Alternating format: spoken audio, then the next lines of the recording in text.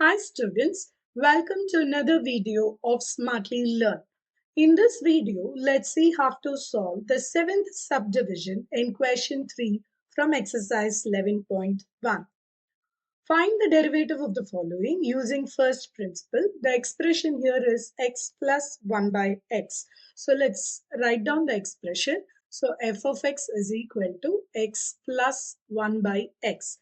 Now according to first principle, f dash of x is equal to limit h tends to 0, f of x plus h minus f of x, the whole thing by h. So let's start substituting here. So this is limit h tends to 0.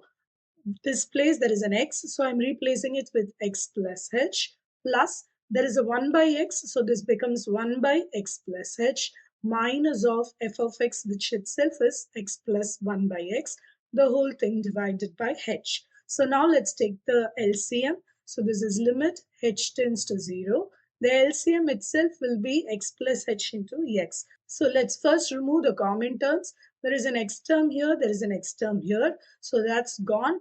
Now let's take the LCM of the remaining terms. So first let's write it h plus 1 by x plus h minus 1 by x, the whole thing divided by h. So this is limit h tends to 0, h into x plus h plus x minus of x plus h, the whole thing divided by h into h plus h.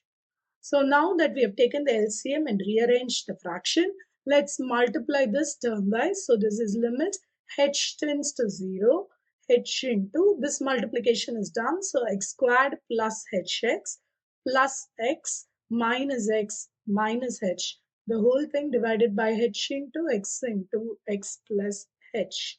So now let's multiply the h here. So this is limit h tends to 0, hx squared plus x h squared plus x minus h, the whole thing divided by h into x plus h.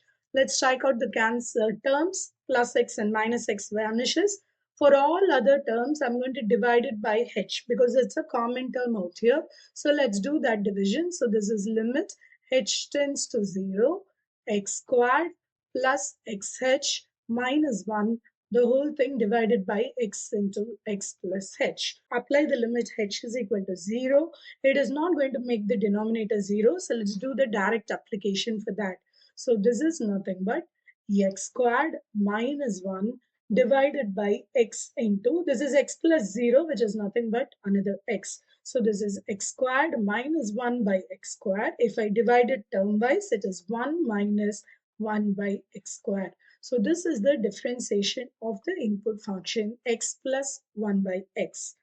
In the next video, let's see how to solve the 8th subdivision in question 3 from exercise 11.1.